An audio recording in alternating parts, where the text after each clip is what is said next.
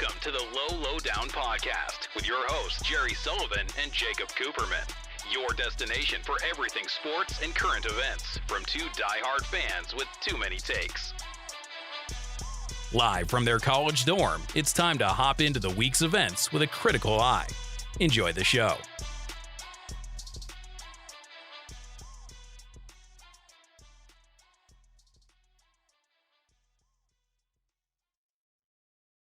The Low-Down, episode 13, the cursed episode. Friday the 13th. No buildings have 13 floors, or a 13th floor, I should say. But, guys, anyway, we're here. It's been about a week and a half since we last recorded. It's Friday the 4th, but yeah. Friday the 4th. Well, I can't remember. Let me check on Apple Podcasts on this. So that was August 24th. That was 2 weeks ago. About 11 days ago, yeah. Almost 2 weeks ago. But, guys, we're back. We're chilling. We actually have a shorter content type episode coming out. Yes. We figured we might do post-game analysis. Partially it's for our mass comm class, but also because we wanted to do it. So if you want analysis of the game that happened 5 days ago, I just finished editing it. So it'll be out on all channels soon. And all of our takes kind of correct. Yeah, right? So, you know. Listen, we're the goats at this. We'll get into it. That's why all of our Low-Stradamus picks are pretty on point. But without further ado, let's get into what we're talking about in the episode. Leonard Fournette picked up by the Bucs. Bruins out of playoffs. Celtics versus Raptors. Again, we'll get into that. NBA in general. Joe Budden Spotify debacle. Biggest glow-ups in sports. I brought my 5. I know you brought your 5, Jerry. Steve Nash becoming the 4-year coach of the Nets. Josh Gordon re-signs with the Seahawks. Cam Newton getting started a job in New England. We have Jerry's draft class for fantasy football. And, of course, as always, our lowest of the low and Low-Stradamus. And a little something happened last night, which, you know, Jerry said he wanted to review on the pod. I was kind of holding my head, but we'll get into that at the end of it. What did you want to get into first, Jerry? I mean, let's start with we'll start with football. Leonard Fournette. All right, man. I mean, the Tampa Bay Bucks. So I saw that at the beginning of all this, the Bears and the Patriots are the two teams most favored to get Leonard Fournette. Yeah. When the Bears dropped out, the Patriots became the leader. Yeah. You know, I mean, it makes sense. I mean, it's a position of need for the Patriots. It's a good pickup. Michel's not going to be healthy, and you know, the offense will probably be more focused on the running game this year with Cam Newton. Mm-hmm. But right before the Patriots could really make a move, Tampa Bay swoops in. That's obviously the situation you'd rather be if you're a running back. Adds to their already potent offense. It sucks, but I mean, you know, the Bucks. I mean, listen, Leonard Fournette. People keep calling him washed up, and his 4 years in the league, he's run for over 1,000 yards in 2 of the 3, and he was healthy last year. He actually played well. The reason the Jags cut him is because they want to tank. They want to be bad. So, right. I mean, you know, we'll see how much of an effect this has on how the Bucs perform this season. But I thought it was a great pickup for them. I know they say that Ronald Jones is still the starting running back, and he might be going forward. But once Fournette's fully involved, once Fournette's fully, I guess, put into the offense, fully gets used to it, fully knows all the plays, he's obviously going to be the starting guy. Right. I think, yeah, like you said, it's a great pickup for the offense. You now have this dynamic system with the Bucs. You already have such a potent offense with Brady, you know, a great wide receiving core, and now you have 2 dynamic backs that you can just use whenever you want. I mean, just the play calling alone, there's so much elasticity there and room for offensive mismatches. I mean, it's pretty crazy. It's pretty crazy. I'm going to come out and say it, and I know this isn't that hard to take, but I'm looking back and forth at the 2 rosters. Which 2 rosters? New England and Bucs? No. Tampa and New Orleans. Oh, New Orleans. Okay. I think the more you think about it, the more it makes sense that Tampa Bay might be the favorite. Like, might be at the end of the year, you might look up and see Tampa Bay winning the NFC South. So we're definitely more concrete on that, right? Because I remember when we were talking about Tampa Bay earlier in the year, you were like, they might be like or was that the other person I was talking to? I said I've always maintained that Tampa's a playoff team. But that New Orleans would be the favorite in the division. Right. I know I might be overrating Fournette's impact on the team a little bit, but bring it back a little bit because you just maxed out the mic a little bit. Oh, my bad. Yeah, no, right. Pop. Yeah, it wasn't that bad actually. You just have a loud booming voice, and of course, you know, reverb in here. But anyway, Tampa Bay is the favorite. Tampa Bay's the favorite, you think? In the South. I could definitely. They're my pick. This is our last podcast before football starts. Yeah, I'm gonna have to give my picks. Yeah. Well, we got quite the episode ahead of us. Yeah, like I said, man. On the fly. Wow, I haven't even researched yet. I'm gonna have to think about it this episode. You go. I think. Listen. I thought they were a formidable team before. I thought they could have definitely made the playoffs. Now it's looking more and more concrete. I know Tampa Bay also has a pretty good defense, correct? I mean, it's probably like average. Average, I'd say. All right. Well, I mean, it's listen, not bad. With an offense like that, your defense, I feel like it goes either way. Like a really great defense, you can have sort of an average offense, like maybe, and then like a great offense, you could have an average defense. I'm not sure, but they say defense wins championships, so we'll see. But the Bucs offense is definitely something else. One of the top caliber offenses in the league. And I don't care what people say about Leonard Fournette, him being washed up. He is still an above average back in the league. He's in the league. He is going to make an impact in Tampa Bay because it's just adding another layer to an offense that was already so overwhelmingly stacked. I think that's the case with a lot of guys that are high profile and they kind of go under the radar a little bit. They go off the map. Everyone just assumes that they're washed. Like Chris Paul, for instance, like when he went to the Rockets, a lot of people said he was washed. He came into OKC this year because not a lot of people were talking about him. He was on the Rockets with Harden. Harden was getting a lot of the usage, and he comes back this year, proves people wrong. I'm very happy with OKC, but that plays. Well, I think the difference though in the two situations is that people think Fournette is washed because they're not paying attention to Jacksonville Jaguars football, which makes sense because they're among. Well, that's what I was trying to say. Every year, and the one year they weren't among the worst teams in the league. They went to the AFC Championship. Remember, we talked about Blake Bortles and Leonard Fournette. Yeah. Well, since then, the Jaguars have sucked. Yeah. Therefore, you're not paying attention to Leonard Fournette. You just assume he's washed up. In reality, he's going into year 5 in the league.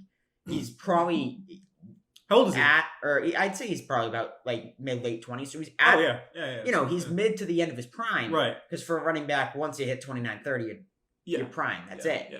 But I think he's still got at least another year, maybe 2 of high performance football in him. And the Bucs are fully win now mode. So this is a match made in heaven. Yeah, man. Yeah, no, I think what I was trying to say was though, it's not the same situation team wise with the Rockets and the Jaguars, but like because CP3 was on a team with such a prominent player like Harden that was getting a lot of touches, I feel like people started to forget about him. Whereas you're right, with the Jaguars, they haven't been that prominent, save some controversy with training camp. I know I forget who it was. It was the quarterback. It was like a defensive end. They were like shopping him all off season. Yeah. Same thing with Fournette. Apparently, they were shopping him and couldn't get any draft picks for him. So, which, makes sense. Why would you trade draft picks for a guy that you can go out and get yourself? But right. So save some controversy. They've been largely off the map. So yeah, I do agree. I think people have a tendency to be kind of knee-jerk. It happens. We see it in sports. We try not to be too knee-jerk here on the pod because obviously, we have to think things through. But it's hard sometimes with the way, too, that sports media presents things. Like, that goes back to what we were talking about with the Patriots. Remember when we were back on the radio and every other week during the NFL season, if the Patriots won, the dynasty's going to the Super Bowl. If they lose, it's like, is this the end of a dynasty? Even when they were winning, it was like... Right. So, that it happens. But, if you want my personal opinion, I think it aligns well with yours. I think this Tampa Bay offense is going to be scary. I'm definitely going to be tuning in to see how not only that offense around Tom Brady does, but Tom Brady himself. I think Brady will have a good year. Yeah? I think he will. All right. Well, do you want to move on now? What do we got? Should we talk about, let's see what we got. Let's see. We can talk about Bruins out of the playoffs. Yeah, let's just knock the Chell out of the way. The Bruins are in an interesting spot because some of their core is aging and some of their core is young. Right. And the question is this the last year of the era? And are you going to build around the young core or are you going to run it back one more time with this combined core? I mean, a lot of questions surround the team. Like, Captain Zdeno Chara, is he coming back? He says he wants to come back. Are the Bruins going to have him back? Right. Torrey Krug, defenseman, are you going to bring him back? David Krejci, 1 year left on his deal. Are you going to bring him back? Tuukka Rask, 1 year left on his deal. He opted out. Is he even coming back? Do you need to go get a goalie now? Right. Bergeron, he's only got 2 years on his deal. There's a lot of questions that the Bruins need to answer over the next 2 to 3 months. And bottom line is, the Bruins had plenty of chances. All of the games, except for one, where they lost like 7-1, were competitive. 2 of the 4 games the Bruins lost. They kind of played sloppy, right? Well, I was going to say 2 of the 4 games the Bruins lost, they lost in overtime. The bottom line is they just lost to a better team. Tampa is far beyond what they are right now. Right. The 2 best teams in the Eastern Conference are, in my opinion, Tampa and the Bruins. But Tampa is so far beyond the Bruins. It's on another level. In 2 of the last 3 years, the Bruins have faced Tampa in the second round. In both situations, the Bruins won game 1. Mm-hmm. Right. And then after that, Tampa won 4 straight and wiped them out. Well, I was going to say, 2 of the last 3 years, you have not been close. And last year, you went to the Stanley Cup. You didn't meet Tampa because Tampa got upset in the first round. Yeah. If you're a Bruins fan, that's what I was going to say, man. Like, Tampa is the objectively better team. So much like, well, I guess no, it wouldn't be. A different situation would be, again, I'm going to go back to this. I'm going to go back to this because it really stung. OKC versus the Rockets. We lost a close one. We really played. I think a lot of people would say that the Rockets were the better team, but I would argue only by a small margin. So that really stung. If you're, that's just my personal opinion. If you're a Bruins fan, I don't, especially considering you got that young core, I'm not taking this loss even with, was it a gentleman's sweep? But it was 5 games. But like when you think about the young core, it's like so you have like 2 different sides of it, right? So your 2 best players offensively are Patrice Bergeron and Brad Marchand. Yeah, they're both in their 30s. Mm-hmm. Your best defenseman is Charlie McAvoy. He's young. Your third best offensive player is David Pastrnak. He's young. Jake DeBrusk is a restricted free agent this year. We'll see how that contract goes. Yeah, but he's young. But after that, Charlie Coyle, your third line center, he's locked up for the next few years. But in general, the Bruins have no depth. They have nothing outside of their third line, outside of their first and fourth line, I mean. Because your first line, that's the best line in the league. Marchand, Bergeron, Pastrnak, unbelievable. The second line, other than Krejci and DeBrusk, you have no right winger there. You thought Andre Kasha was gonna fix that, but he was not good during the postseason. Mm. On your third line, you have Charlie Coyle, and you're plugging pieces in left and right. And on those 3 lines, you lack physicality. So now you have Nick Ritchie running around, like laying down cheap shots because he's been told to go out there and lay punishment because you have nothing else outside of your fourth line in terms of physicality. They had an opportunity to go all in this year. They should have went all in last year, and they should have went all in this year. Last year, they made the right moves. They got Charlie Coyle. They got Marcus Johansson. Johansson left. Coyle stayed. But this year, they had another opportunity to go out and win the cup. They had the star power to match up with Tampa, but they didn't have the depth. And what killed them was that they didn't have the depth. They could have gotten the depth of the trade deadline. They decided to just kind of, plug in 1 or 2 pieces and see how it would work. It didn't. They didn't go all in like they should have, and now they're paying the price. They weren't even close. All right, so where do you fall on the what school of thinking are you from? Do you think you just blow it up and rely on that young up and coming core, or do you just kind of hang on for 1 more year? I think a reload is coming, not a rebuild. Obviously, a reload. Because I mean, listen, you've had 10 pretty good years. In the last 10 years, you've won a Stanley Cup. You've been to 2 others. You lost, but you've been to 2 others. Right, that speaks for something. You've made the playoffs in all but 2 years. Bergeron and Marchand and Pastrnak are 3 probably top 20, 25 players in the league. Right. Bergeron is probably the best, when you consider both offense and defense into the equation, he's probably the best 2-way forward in the league. Mm-hmm. I just don't see a scenario where, you don't say, like, I don't understand why you would say, like, this run is at its end when in reality you really didn't put forth the full effort that you probably should have this year. I think, honestly, when you consider what you're bringing back versus what you're losing, if you bring back Krug, I think you bring back Krug, you got to figure out the Chara situation, and you got to find some depth for your second and third lines because they provided absolutely, other than David Krejci doing what he does during the playoffs, the second and third lines, I mean, it's tough. It's tough when your first line was so great throughout the playoffs, when Bergeron was so great throughout the playoffs, and you get knocked out in 5 games in the second round. It's bad. They were not good coming out of the bubble either. They were not good coming out of the I know they finished 4th in the round. And Tuukka opting out obviously didn't help that, but even if they had Tuukka, maybe they lose in 6. Yeah.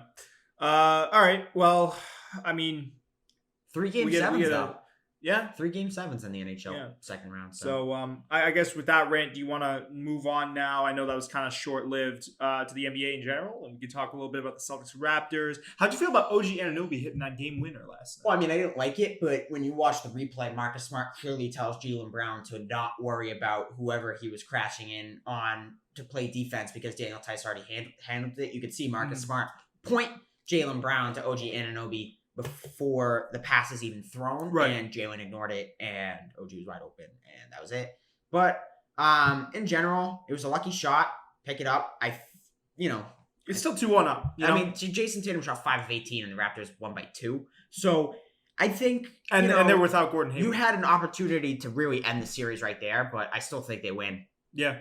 I mean, Not worried dude, about Celtics have been playing like champs. Not worried about it. Me personally, I have been very not very surprised, but kind of like, okay. Like, I thought the Raptors, and I know the games have been relatively past that first game. The Raptors have been kind of picking it up, playing more competitive.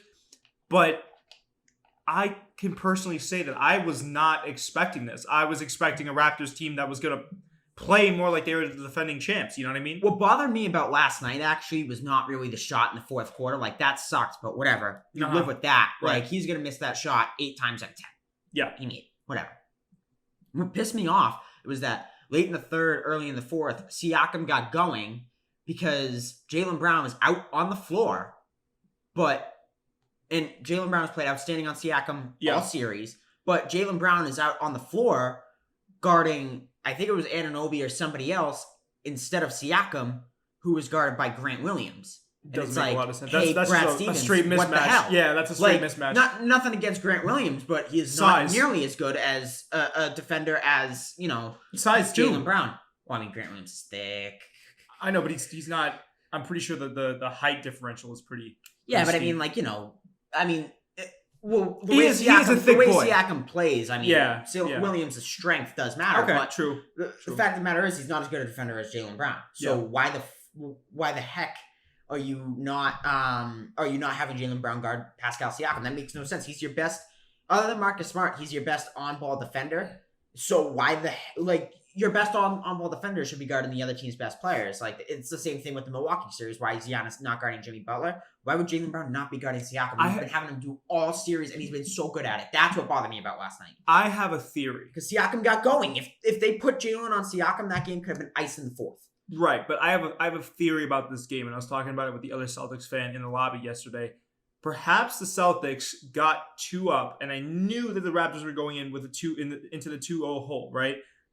Do they play that game less kind of on the ball? Could that be it? Because I personally didn't see that game. I was out. I had to do a lot of homework, and I was working out as well, so I didn't see the game. So again, I don't want to sit here and say that I saw the game. I saw the game winner, but if I'm the Celtics, I'm going into that 2-0. You have a little bit of room to kind of breathe. I don't know if you take your. I disagree actually because here's my mentality about it. And when you're up 2-0, right? Yeah. You have an opportunity to win the series. Yeah. Right there. Right. You go up 3-0. I mean, unless you're like the 2004 Yankees, if you're up 3-0, it's like you're going to win the series. That's true. There's a ginormous difference between being up 3-0 and being up 2-1. Yeah. Huge. Because if you lose game 3 up 2-0, the other team is now back in. Like, the Raptors are in the series now. It's a series. Yeah. Yeah, you're right. If the Celtics won last night, the Raptors are dead. They're dead. They're not coming back because they lost by 20-something in game 1. They lost a heartbreaker in game 2. And then they lost on the final shot in game 3 if Anunoby missed. Yeah. They are buried. Right. So I didn't have a problem with the way the Celtics played last night. I didn't think their mentality was an issue. I think if Tatum shot better, it's a different game. I'm just saying it was a potential, just food for thought. Again, I didn't see the game, so yeah. I mean, it's one thing if you're up 3-0 and you kind of see the team lollygagging around, but 2-0, in my opinion, you're going balls to the wall because you can end the series right now. Well, that's what I was gonna say. I mean, do you take your foot off the gas pedal, explore different options defensively, or like you said, that was what I was gonna say before you kind of jumped in there. Do you balls to the wall, like pedal to the metal, just go and see, get that game 3 and then 3-0, you're like, okay, now we can really settle. And even at that point, you might still want to gun for just bulldoze through. But, I didn't have a problem with the way, I didn't have a problem with the way they played last night. I didn't. Toronto's a good team. Talk about Marcus Smart, man. You're not going to sweep them. They're a good team. That's what I'm saying. But can we just talk for a second about Marcus Smart? MVP of the series. Playing great offensively, contributing defensively like he usually does. Crazy stuff, Love man. and trust. Yeah, man. Yeah. I don't know. Marcus Smart has become I don't want to say he's become the go-to guy, but he's definitely getting there for me. I wouldn't say he's the go-to guy. I didn't say he was yet. I'm just saying he might, he's starting to become that to me. I don't know. I don't know if he's ever gonna because he's not that type of player. I mean, he's played great this. He's series, played like in this series, in my personal opinion. But he'll never be the go-to guy. What makes Marcus Smart so great is that he knows his role, and his role is not to go out and be the go-to guy. His role is to go out and play defense and make the hustle plays. Right. The go-to guy will always be Tatum or Kemba, Brown, yeah. Hayward when he's healthy. Those are your go-to guys. But what every team needs is you need the star power, yes, but you also need guys that fit their role to the extreme. Andre Iguodala for the Warriors, like a guy like Haslam or whoever for the Heat. All these great teams always had those guys that fit those roles. Yeah, I mean, I'm just saying, like this series, I think he's kind of he's to me at least. Even Van Vliet last year is the perfect example for the Raptors. Yeah, I'm just saying, to me in this series, he's kind of not become that, but he's definitely getting towards that stratosphere. Because if you're looking at, I have the statistics up here on the 30th of August, minutes 31, points 21. Oh no, nobody will argue. 19 points on the 1st of September, 11 points, but he's also contributing rebounds, 5, 3, 6, 4, 1, and 4, 2 steals. He had 2 blocks on the first. I'm just saying he could. When somebody says to me go-to guy, it's like, okay, when last 2 minutes of the fourth, your team needs points. Who are you going to go to? Your go-to guy. That's not to me. That's not ever going to be Marcus Smart, and that's fine. That's nothing against Marcus Smart because he's not that type of player. He's not going to be Jason Tatum, just like Jason Tatum isn't Marcus Smart. See, the thing is, though, I'm not saying I'd give the ball to Marcus Smart in the last 2 minutes. Like, I'd rather give it to someone, like you said, Tatum. But I'm just saying, over the course of the game, if I'm Brad Stevens, I'm saying, hey, now that he's kind of coming up offensively, and we can utilize him more, give him the ball more. Even when he hit the 5 threes in like a 3-minute span the other night, you didn't hear from him the rest of the game because, he got them back in the game. But when it became winning time, Marcus Smart's not that guy. He hit those 5 I think he's that guy defensively. But being the go-to guy, like he hit those 5 threes in the fourth, but then it became winning time. Your best players handle the ball. Okay. Marcus Smart was not there. Okay, so you're talking about what do you think your go-to guy should be able to clutch up and that's the guy that you go to when you need to win. Okay, I'm talking about go-to. I think we have a almost slightly different definition. When I say go-to guy, like when you're like the go-to guy on that team, like it should like the first player you think of when you think of the Celtics. It's not like when you think about like a league-wide thing, right? Like who's the go-to guy in the Bucks? It's Giannis. Who's the go-to guy? Who's the go-to guy in Miami? It's Jimmy Butler. Who's the go-to guy on the Celtics? It's Tatum. It's not. And I'm not saying he is that go-to guy. I want to make that very clear. I'm just saying he's been playing like an absolute champ. Yeah, he's been playing very I'm just saying he could be. To me, in that the mixture with Jason Tatum, Brown, I'm not giving him the ball with the last 30 seconds. Speaking of go-to guys, who's the coach of Milwaukee? Budenholzer. Hey, Mikey Budenholzer. What the hell is wrong with you? Maybe have the defensive player of the year guard Jimmy Butler. He's been torching you. He's literally mocking you to your face about not having Giannis play defense on him. He's literally begging you to put Giannis on him because he's torching you. You're down 2-0. Maybe figure it out, bro. Maybe figure it out, bud. Buckaroo. Booty holzer. More like booty holzer. Am I right? More like booty holder. Nice. No, I'm just kidding. He doesn't get it like that because he has, freaking Chris Middleton guard. Yeah.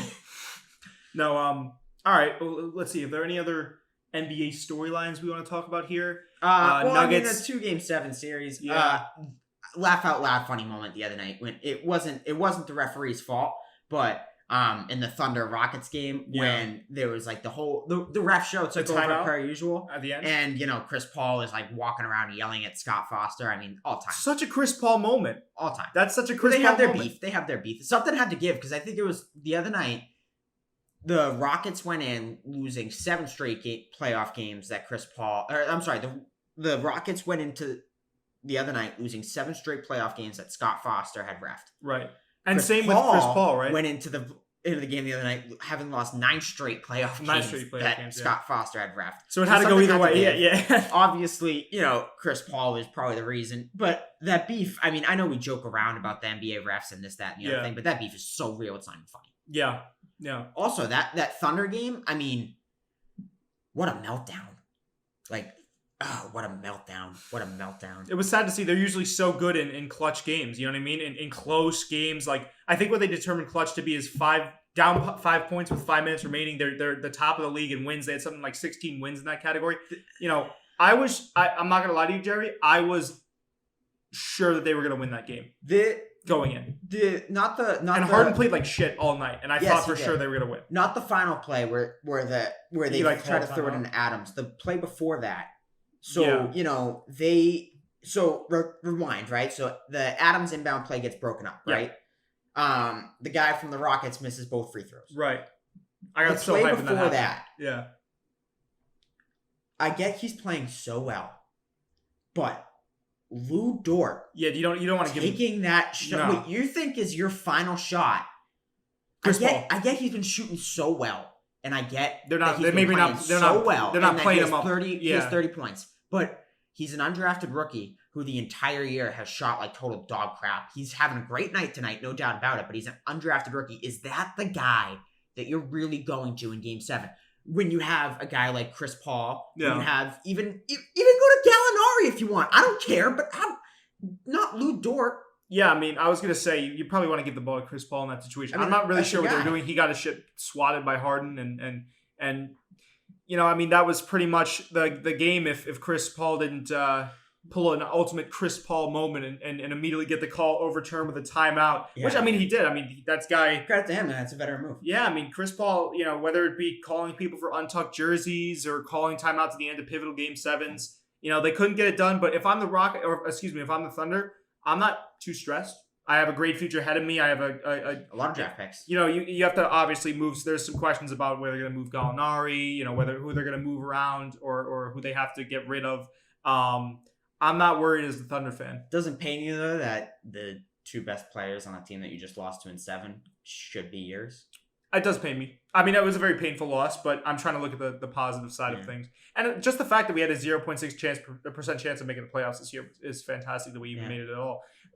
Regardless of the fact, or not even regardless, but never mind the fact that we were the 5th seed. Yeah. So, I mean, I think we played like champs, and I'm not at all, you know, I like this series put Luka and Stewart on the map for me.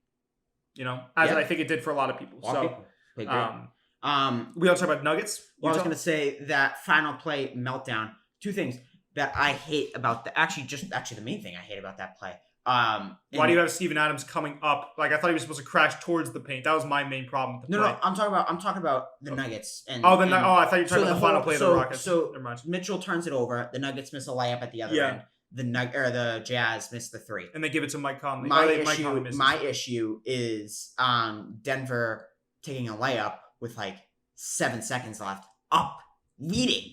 Like if you're the Nuggets, you're not trying to score there. Yeah, you just hold the ball. Hold on to the ball. Yeah, hold on to the ball. Make them foul you. Take out as much clock as you can, and then take your free throws. Because in reality, they're going to foul you. They're basically conceding a bucket anyways. Because you presumably are going to hit both free throws. Right. So why are you late? Why are you going for a layup? That was certainly if odd. You're Jamal Murray, just like dribble it over half court and stop. Yeah. Hug the ball. Right.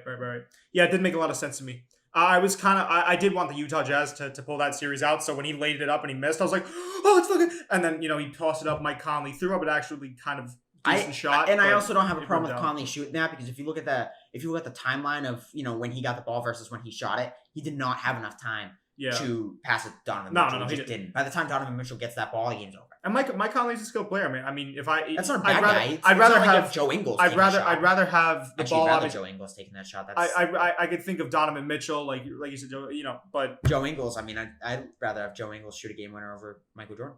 But Michael Jordan has missed more game-winning shots than Joe Ingles. Fact. I'm just saying, like, you know, if you have the ball in Mike Conley's hands, it's not a guy that I hate shooting with the game on the line. But nonetheless, Nuggets moved on. They got beat up by the Clippers the other night. Did somebody hire Marcus Morris to take out Luka Doncic? To be a goon? I mean, we talked about this on the podcast, actually. I mean, Marcus Morris is the guy. He's like a hockey enforcer on an NBA court, right? Like, he's just kind of going around. He also only hits big shots. Yeah. Only hits big shots. He doesn't miss big shots. He plays basketball like I used to play basketball in middle school. I would break every single shot during lunchtime except the final shot. He's a great player. He's a great guy to have off the bench. I wish the Celtics. I know he was a lot of the problems that the Celtics had last year, But 2 years ago, I mean, 2 years ago when the Celtics made that run in the playoffs, they lost in Game 7 of the conference finals. But like Marcus Morris was a huge part of that, and part of the reason that Jaylen Brown and Jason Tatum developed so much that year is because of Marcus Morris. I mean, he's a great guy to have around. I know he hires hitmen and he's kind of a goon, but in general, I forgot he hired hitmen.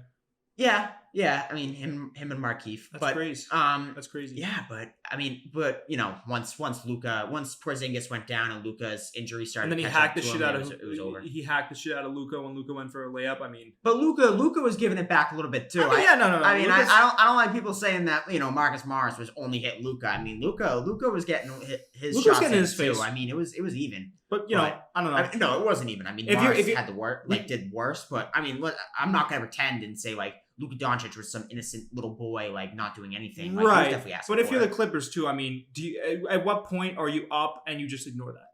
Like, you know what I'm saying? Well, if you're the Clippers, Morris, you're like, okay, whatever. It's not like you can Paul talk George or Kawhi Leonard is doing that. I mean, like Morris isn't the best player on your team. Like, if you're gonna send anybody after Luka, it'd probably be him. Yeah, but like, I'm just saying, there's no reason for that in the first place. Like, if someone's jawing at me and I'm up by, I forget how much. Or was that the game where Luka came back? I'm just saying, like, it's a mental game though. Like if you can get into Luka's head, then he's thinking about one more thing other than the current basketball. Yeah, game. but I think Luka would have gotten in his head if he hacked the living shit. I mean, if they're up in the series, right, and they were on the verge of, and you hack Luka, but just because he was talking, like, if I'm up in a game and I'm up in the series and someone's jawing at me, I'm going to be like, okay, well, you're down anyways. I'm just going to play this out and I'm going to send you home. That's going to be my retaliation. I'm not going to get, what did he get, a flagrant 2? Yeah, but I'm not going to get a flagrant 2 for hitting you over the head and then get taken out of the game. Like you said, Marcus Morris is a great player. He is a goon, but he's a great player to have. Sure, but the fact that Luka is worried about Marcus Morris is automatically a win for the Clippers, because if Marcus Morris gets thrown out of the game, guess what? Marcus Morris is like, what, maybe the 5th best player on the Clippers? 4th, 5th? Like, you know what I mean? So you're saying it's not like you lost Kawhi. Like, you still have the best player on the floor at the end of the day if Marcus Morris gets kicked out. And Luka is now worried about what Marcus Morris is going to do to him while Marcus Morris is on the floor. Like, that's old-fashioned. That's old-fashioned playoff sports. That's how you do. Luka was looking over his shoulder in the cafeteria waiting for Marcus Morris. Yeah, I mean, like, it's I don't know. I just think there was no reason for it, really. If you're Marcus Morris, I get it, you're a goon, but, I'm not saying you have to have perfect sportsmanship when you're in that situation, but just there's really no need for that at all. I mean, in the end, $30,000 means nothing to him, so he's obviously going to do it. Yeah, but I'm just saying there really isn't a need. Anyway, do we want to move on? Is there any other NBA stuff we wanted to talk about? We're covered everything. Yeah, we're 30 minutes in now, Jerry. Yeah. That's crazy. All right, what do we got? Joe Budden Spotify's deal. Spotify debacle. Shouldn't say deal. Well, I just find it funny that he's just openly mocking Spotify for he's still on the whole contract dispute plus the Amy Schumer thing. Have you listened to her podcast? While he's it's a tough listen. I mean, it's it's Amy Schumer too, but objectively speaking, Amy Schumer is like not funny. She's not, and you can't. I mean, if you're not funny, it's almost like a cultural fad to not.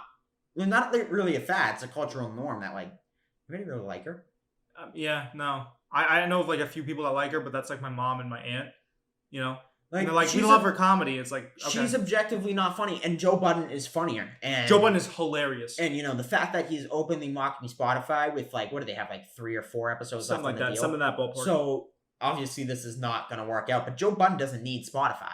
He doesn't. Well, I could see him going to, like, Stitcher or something after his contract's up. I don't envision a reality where he leaves Spotify and he doesn't have someone else knocking in his door. I'm sure. No. I'm He's obviously going to go and get his. Hold on, he doesn't need Spotify for that. That's what I'm saying. Just give me a second. Like I don't think that, like you said, he's gonna leave Spotify and he's just gonna be out in the cold. Like I guarantee, and I'd be willing to bet money on this, that there are Stitcher's probably hitting him up right now, because I guess if he's already openly castrating Spotify while he's still on contract, I'm sure other companies like One Tree, like I said, Stitcher, probably. I mean, I don't know if Apple Podcasts does exclusive deals. I imagine they do. Coop TV. Coop TV's hitting them up. Or Whimsical filmmaker, or Whimsical TV. Whimsical TV channel is hitting them up. No, but I said, I could pay you 30 cents a podcast.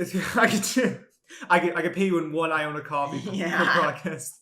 And you have to do a live show in our dorm room. I don't know where you fell, Jerry. I don't know if you looked into what happened with him and Spotify to make him cry out like this. Apparently, he shattered. And when I say he shattered, I mean he shattered every single metric that they gave him in terms of like audience retention. Like, for anyone that's listening to this podcast and doesn't understand how podcasts work, to have audience retention go 100% way through or 100% of the way through.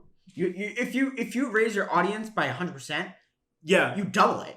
I think you got raise it by like 900. 900%. But also talking about audience retention during the episode, for us, right? I'll give you guys a little sneak peek into our audience metrics. We average about people listening to about 85% of our show, and we go for about like 45 to an hour, maybe hour 15. This man goes for about 3 hours, and his audience retention is 100% of the way through. So that's really unheard of. And the difference is he doesn't have like 100 million people listening to each episode like we do.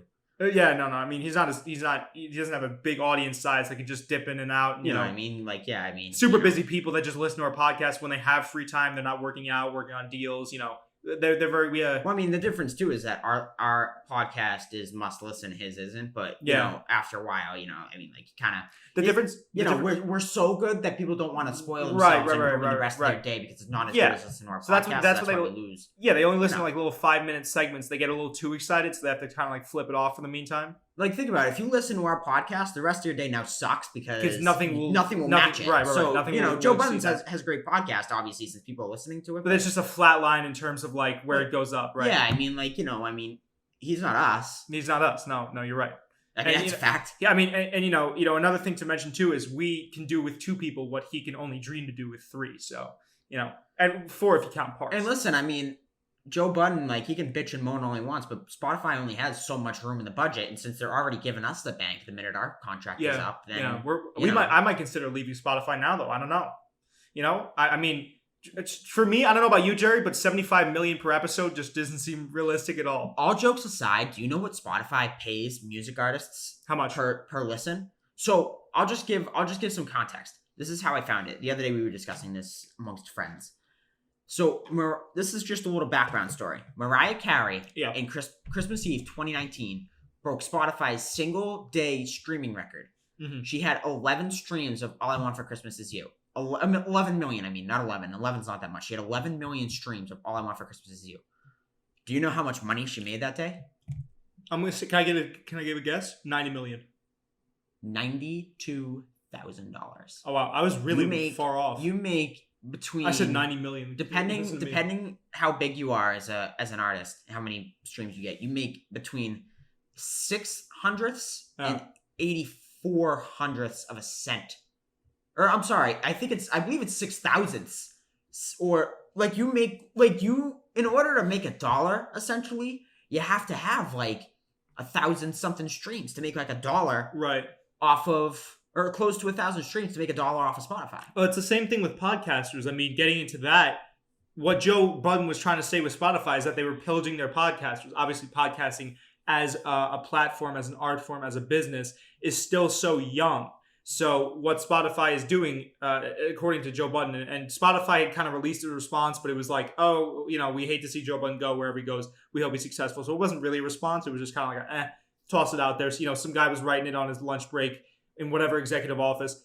But here's the thing, right? Like podcasting, like I just said, is a very young art form. It's very profitable. And Joe Budden kind of led the way with that. He made the blueprint for people to get executive deals or exclusive deals, on podcasts. So if I'm Spotify, and I get, again, what Joe was trying to make the point of is that Spotify, I think, and I do believe this to be true because other podcasts have come out, is and decried Spotify's business tactics, is that Spotify cares more about the fruits of the labor than he said planting the seeds of a business like podcasting. And I think that's true. I mean, if they're doing that to artists, I can only imagine what they're doing to podcasters. Here's the deal too, is that I could be wrong on this, but like so based off of like for example, let's just use a sports example, right? Right, yeah.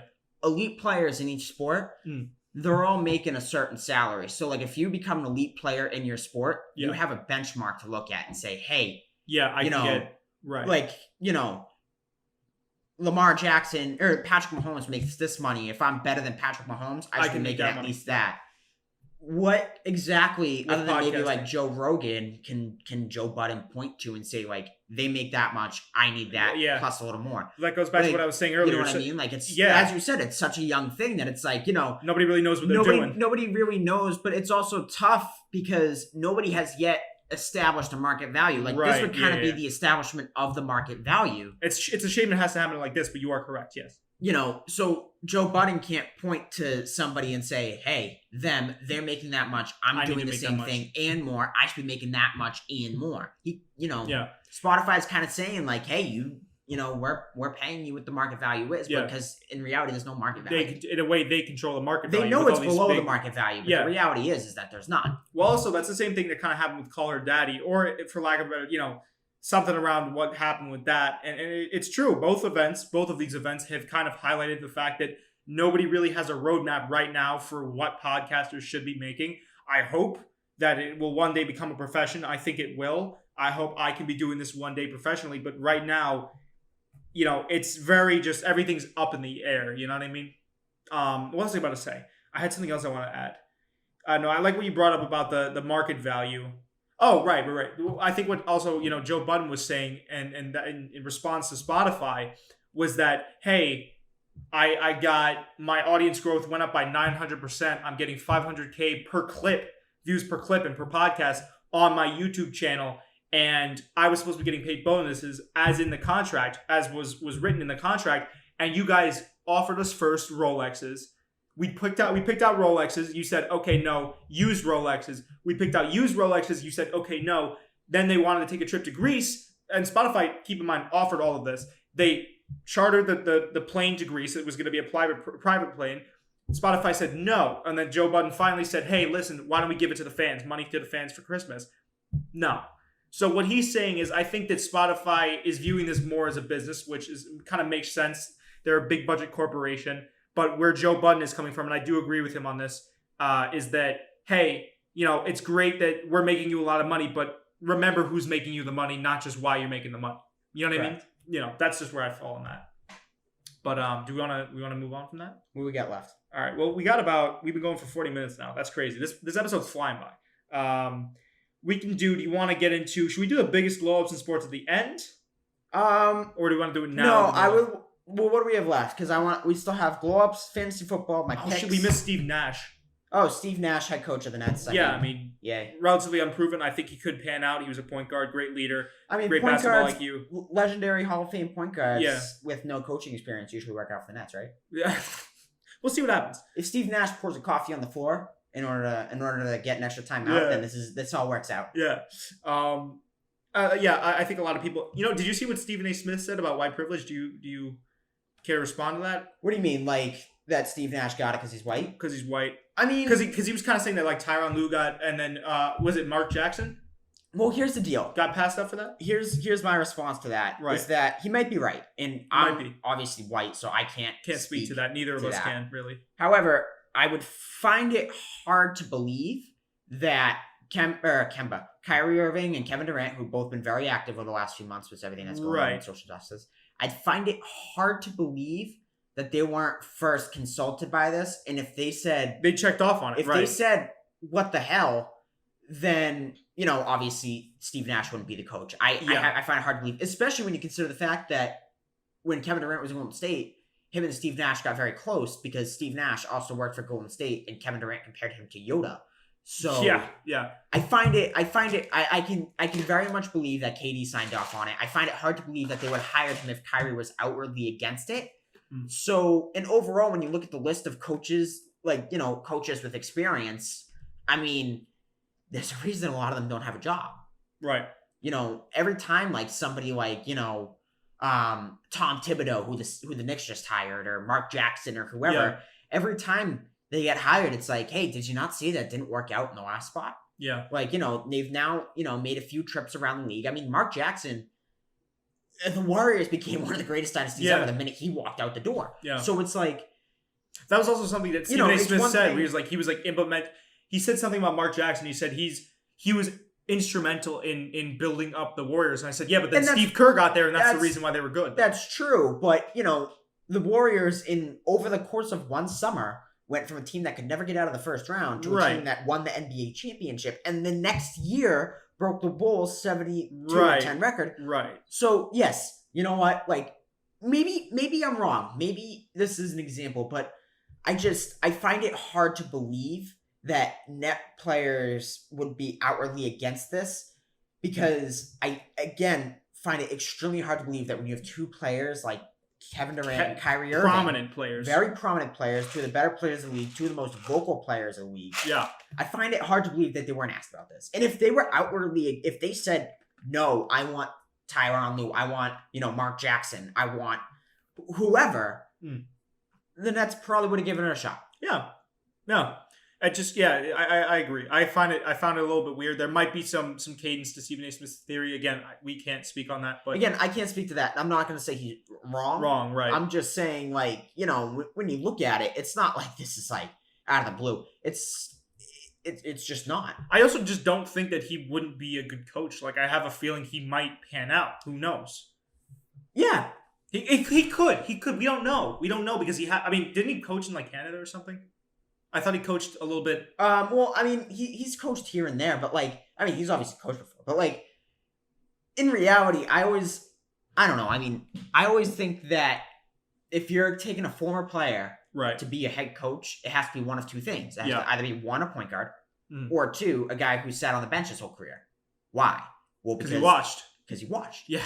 Because he watched. Yeah. He watched what a coach does. He knows what a coach does. And for a point guard, I know they're not always best player of the team, but the point guard runs the offense. That's point what I'm guard saying. is the quarterback. Steve Nash was the floor general. Yeah, two-time MVP, Hall of Famer, legendary basketball player. Like, listen, again, I'm not saying that Stephen A. Smith is wrong.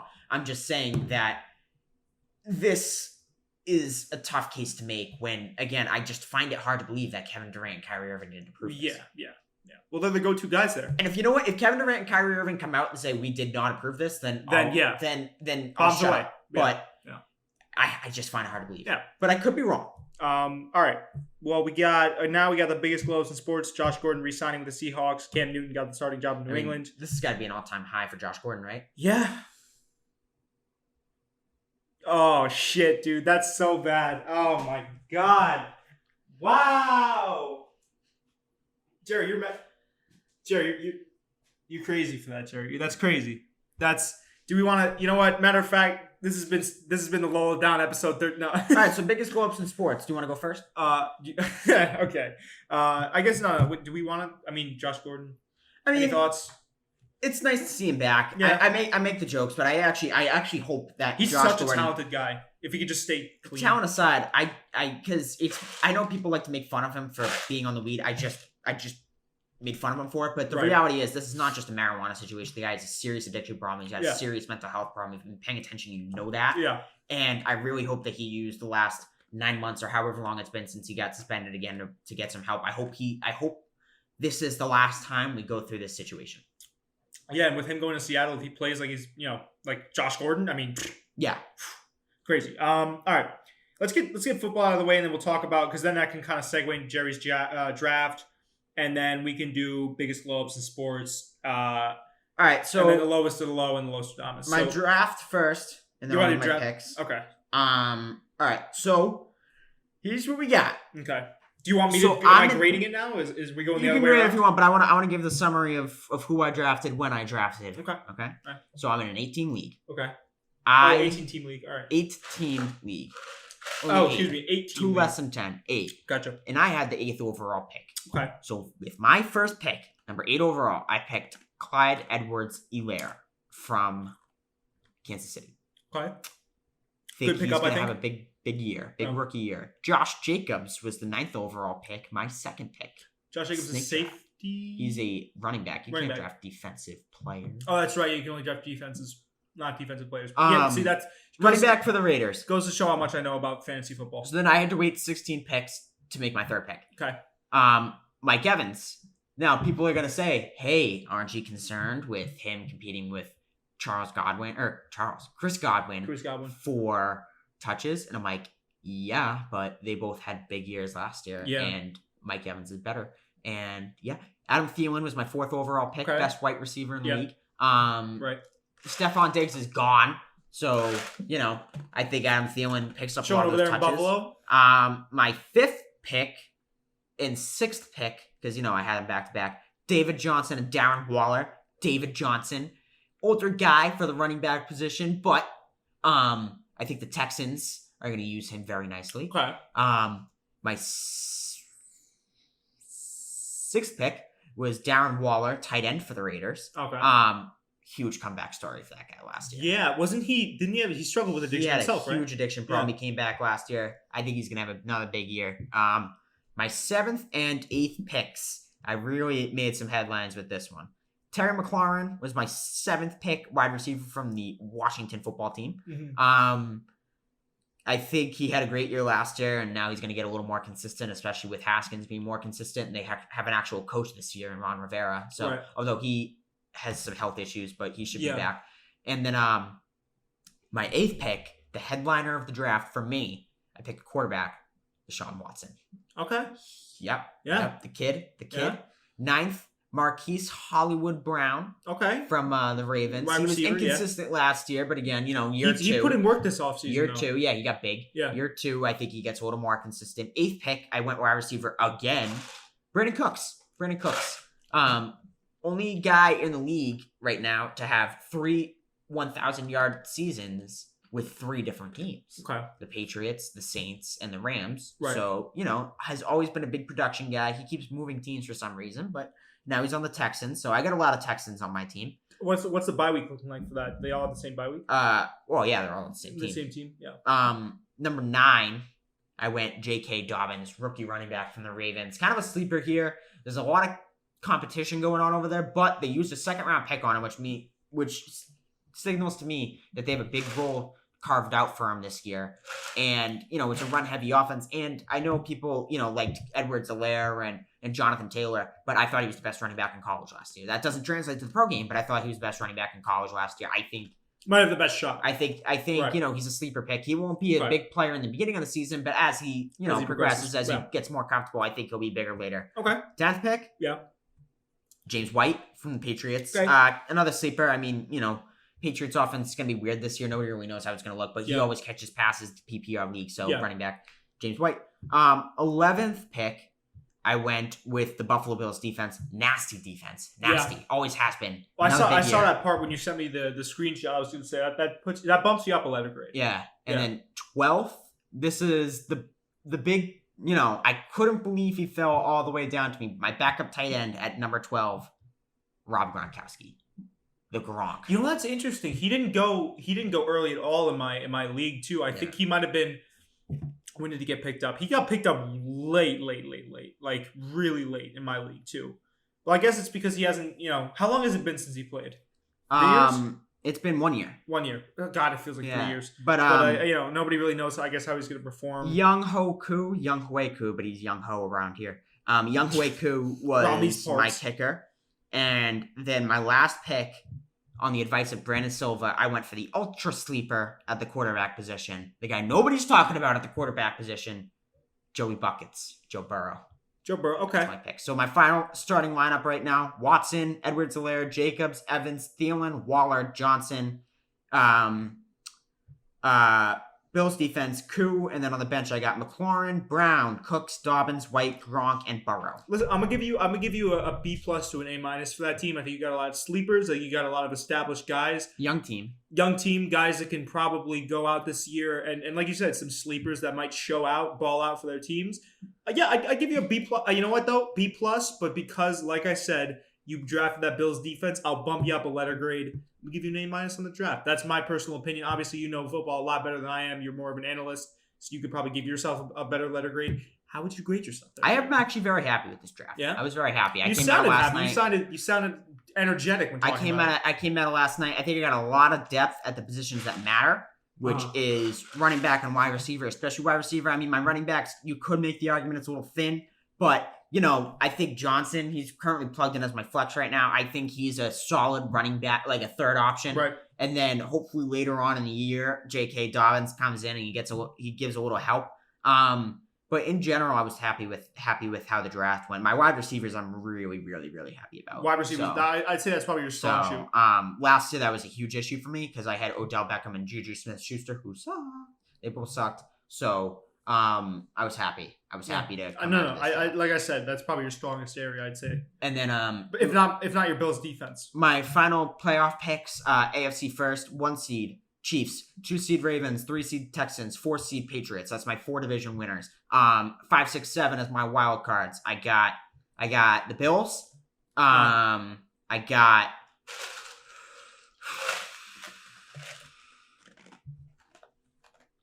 I don't know. I'm gonna come back to my wild cards. In the NFC, in the East, I'm gonna go with the Cowboys. In the West, I'm gonna go with the. I'm gonna go with the 49ers. In the North, NFC North, I'm gonna go with. I think the Vikings.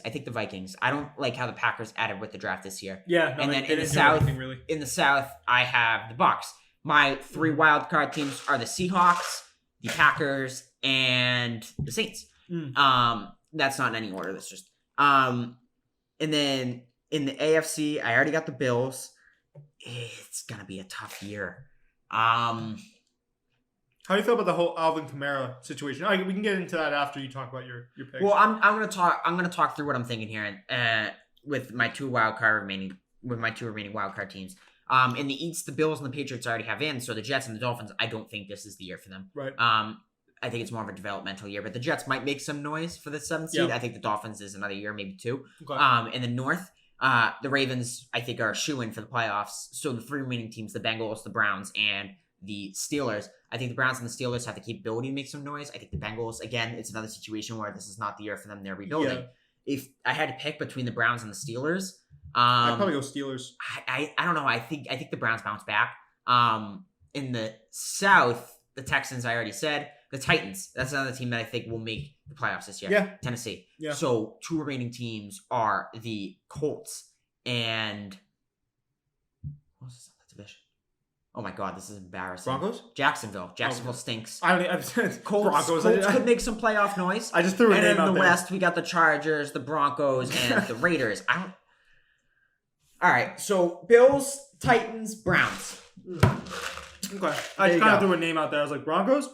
Bills, Titans, Browns. In that order, 5, 6, 7. Bills, Titans, Browns. So AFC in order. Chiefs 1, Ravens 2, Texans 3, Patriots 4, Bills 5, Titans 6, Browns 7. In the NFC, I have the 49ers 1, Bucks 2, Vikings 3, Cowboys 4, Saints 5, Seahawks 6, and Packers 7. That was good. You hit a buzzer beater there. NFC much better than the AFC. Okay. I'm not going to give my predictions again because I don't know enough to give a prediction. Did we want to? Well, I mean, the Alvin Kamara holdout situation. Do we want to cover it? I mean, he's going to stick around. So. Yeah. All right. Cam Newton, same thing. I mean, he got the starting job in New England. I feel like everyone saw that coming. Well, I mean, especially when Stin went down, like that kind of ended whatever quarterback competition they had. All right, and we reviewed your draft. Now we can talk about the biggest blow-ups in sports. Glow-ups, excuse me, glow-ups, not blow-ups. And then we'll get into our lowest and lowest. You go first. Okay. This is my favorite part of the podcast. I love bringing in I hope we don't have as many overlappings as I think we do. We might have. I know we're going to have at least 2. All right, for number 5, right? Oh, I didn't have mine in order. Okay, that's fine. I'm just going to give my personal 5, okay? And this might, this could be in order. It could not be, really. It doesn't matter. I had Kevin Love. All right. I don't know if you saw. For me personally, I looked up sports glow-ups, and the first thing that popped up was Kevin Love back when he was at UCLA. Sure. He was average looking. And you look at him now, he's like a walking GQ photo shoot. So really good looking guy now. I think he glowed up a bunch. He's doing good. He's, like I said, man, he's the Kevin Love we all know now is a lot different than the Kevin Love clearly that was at UCLA. Much better looking now. At number 4, I had Danny Dimes from the Giants. Particularly in between these 2 seasons, he put on 10 pounds of muscle. Over the offseason, he's looking buff. He's looking good. You know what I'm saying? He went from choir boy energy to I guess I'll bring her back at around 12 type energy. You know, just a muscular man now. You know, I don't know if you saw the pictures of him at camp. He's looking good. Number 3, I had Big Ben Roethlisberger. Shed a bunch of weight. He's back throwing. He shaved. You know what I'm saying? The whole reason that he shaved was because he could complete a pass. I don't know if you saw. You know, he said he'd shave once he could complete a pass. Excuse me. You know, and he's just looking good. He cut a lot of weight. Like I said, you know, clean shaven, ready to play some football. Number 2, I have Giannis Antetokounmpo. I don't know. You know, when he first entered the league, he looked like Jack Skellington. And now he, again, same situation with Danny Dimes, put on a bunch of muscle, and now he's buff as hell. You know, 7 foot. You know, he's great. He's MVP, probably going to repeat on the MVP this year. So that was my number 2 glow up. And then for number 1, Gordon Hayward, obviously. I mean, do I have to say anything about that? Yeah. Gordon Hayward, probably one of the biggest transitions in basketball, if not all of sports. And I guess with that, I'll give it to you, Jerry. So we do have a couple of overlaps. I had both Gordon Hayward and Giannis. Figured. I mean, Gordon Hayward again. Giannis, same reasoning. If you've ever looked at the pictures between college and now, Tom Brady's had a very, very big I was blow thinking up. about Tom Brady. He was kind of a fatty coming out of college. I was thinking about him. Now, you know, he's kind of got the, He's got the chiseled jawline. Yeah. So he's dating the gel. that's 3. CJ McCollum is my 4th because, I mean, if you've seen those high school pictures, so funny. Well, I guess we should have I guess I should have specified the timeline. There was really no timeline. But yeah. CJ McCollum's another shout, sure. And then 5, I was kind of torn in between the 2. But if you've ever seen the golfer, nobody listening here is going to know who this is. But just look up the pictures and you'll know.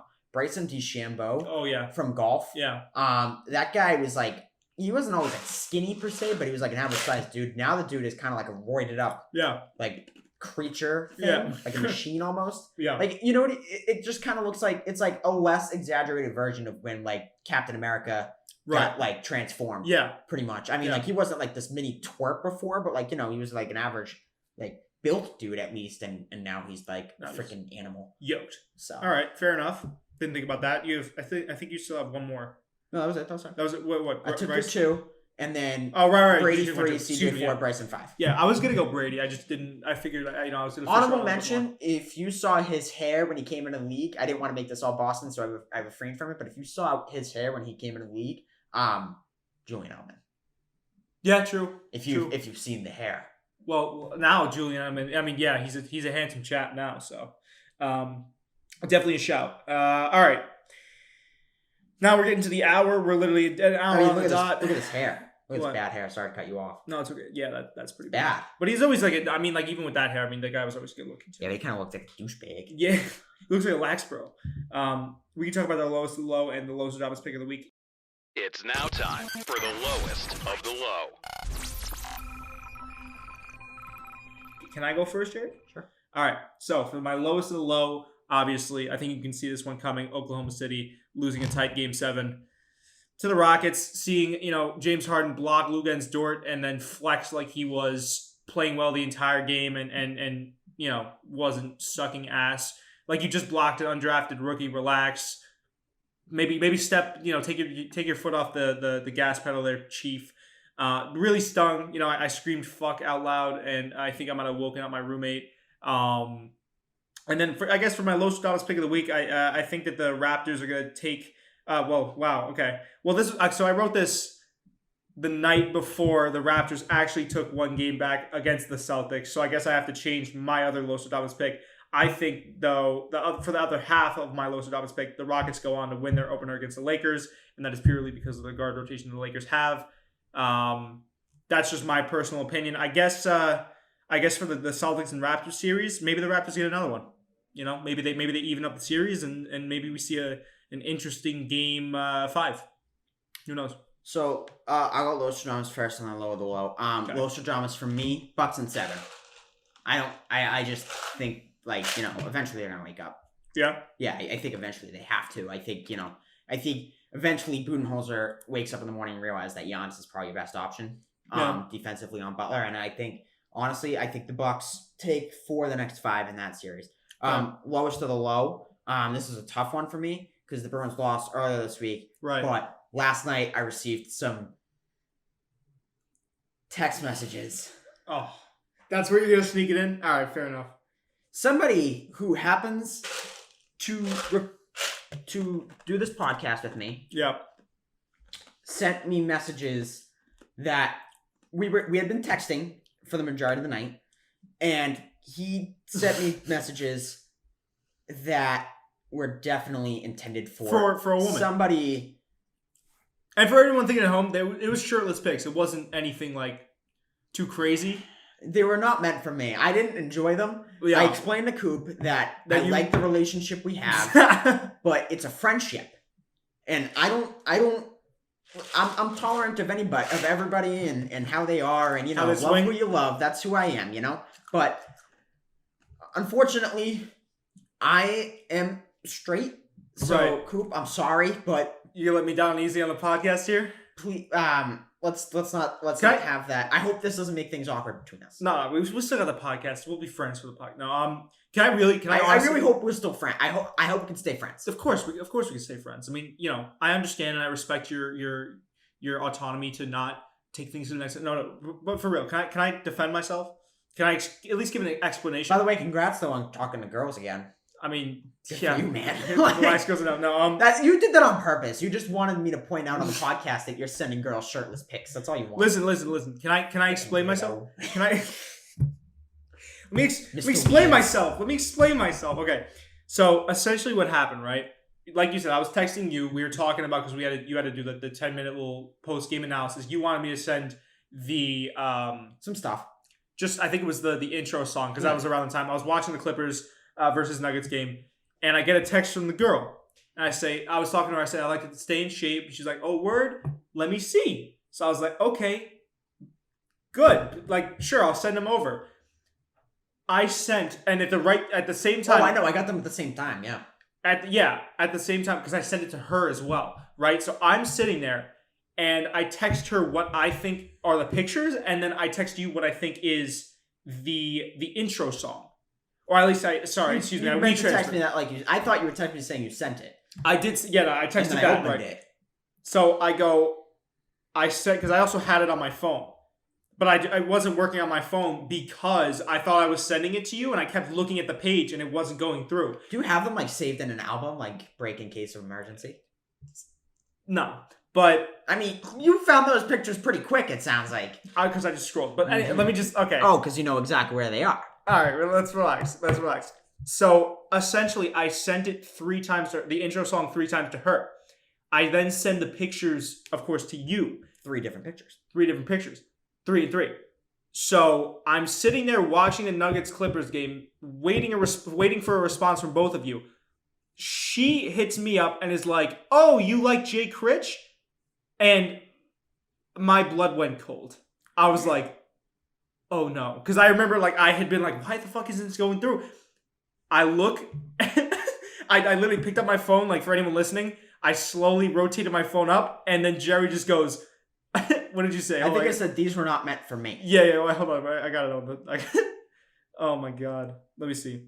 This is electric podcasting. It is. Oh my god, let me see. Hold on. Let me scroll through my phone. Hold on. Let me see. Hold on. I'm just on the dead air here. I said sent over the intro, and then Jerry goes, unfortunately, that's not all you sent. And I was like, oh boy. So, I completely flipped them around. I got the order right after that. It was a very embarrassing moment, not one that I'd care to share. You were cool about it, though, Jerry, so I appreciate it. Congrats on potentially getting something done in the future. I'm meeting her tomorrow, so it worked. Anyway, that's been the podcast. Is there anything else we want to say, Jerry? Happy Labor Day. No, honestly, no, great girl. That's not the reason we're meeting. But take the day off for your labors. Iona College is not giving us Labor Day off. Yeah, no, because they're not giving us any. We're not getting fall break. We're not getting Labor Day, Veterans Day. The math on that doesn't make sense to me, but that's not for here. But yeah. Anyways, as always, everybody, thank you for listening. Yeah. Blow us up on Apple Podcasts. Keep listening to us. Keep pumping up our viewership because it's growing. Just kind of like Joe Budden, I'm not happy with how Coop TV has been compensating me. So keep bumping it up so I can use the. No, it was a shirtless pics. That was my payment. Yeah, I know. That's again that we have to negotiate something in the contract because I don't want those. That's not a bonus that I want. That's I would rather something else. That's inappropriate for the workplace. Or forget the inappropriate. I just don't want that.